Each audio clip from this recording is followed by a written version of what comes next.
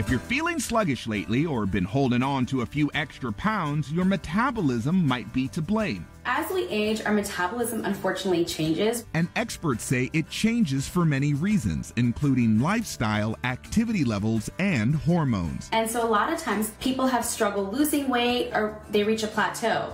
So it's really important to kind of reset your metabolism for your overall health. So to learn how, we turn to Doctor of Integrative and Functional Medicine, Dr. Bindia Gandhi. First up, Dr. Bindia says to give your metabolism a boost, avoid certain fruit. Fruit have a lot of antioxidants, they have a lot of good properties, a lot of vitamins, minerals. But she says some can wreak havoc on our metabolism because of the fruit sugars they contain. And fruit sugars actually impacts your liver and increases your triglycerides, therefore impacting and increasing your risk of insulin resistance or diabetes. So ideally we want to avoid juice, we want to avoid dried fruit because that has processed sugar in it. We also want to avoid bananas and grapes because they're high in glycemic index. Next, she says start your day with bone broth. Most people start their day with some sort of caffeine in the morning. What caffeine does, it actually disrupts your cortisol production. So she recommends ditch the caffeine and start your day with something called bone broth. It's readily available these days and you can make it at home yourself. It really starts getting your digestive system going in the right direction. But more importantly, it has a lot of protein in it, and protein is what we really need to focus on if we're trying to reset our metabolism.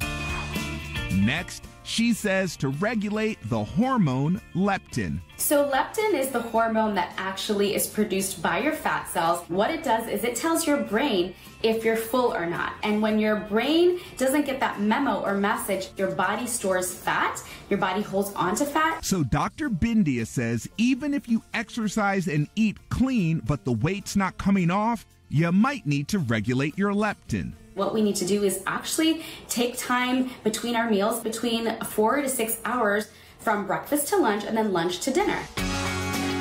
Finally, Dr. Bindia says it's important to eat mindfully. So most of us are always eating on the go. We're either rushing and scarfing down food in our car, or we're at our desk multitasking and on a Zoom call and, trying to finish our lunch. What we really need to do is mindfully eat.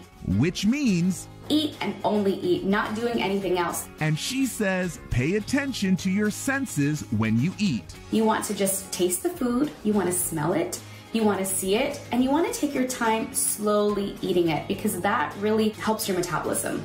Getting our bodies back on track by jumpstarting our metabolism is what's on the top of the list.